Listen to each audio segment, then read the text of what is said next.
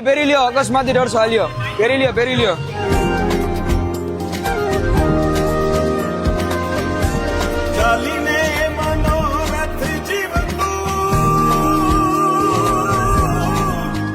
દ્વારકા જતા પદયાત્રીઓ માટે યશરાજભાઈ અને તેમના ગ્રુપ સાથેની છે ને અલગ જ સેવા જોવા મળી છે, જેમાં પદયાત્રીઓનું એક્સિડન્ટ ના થાય ને એમના માટે એ લોકો આપણે રેડિયમ વાળા જેકેટ પહેરવામાં આવે છે, જેના લીધે જેટલા પણ અકસ્માત છે ને એ ટળે. ચાલો એમની સાથે જ વાત કરીએ. શું નામ છે ભાઈ તમારું? યશરાજસિંહ જાડેજા, વાડીનારથી.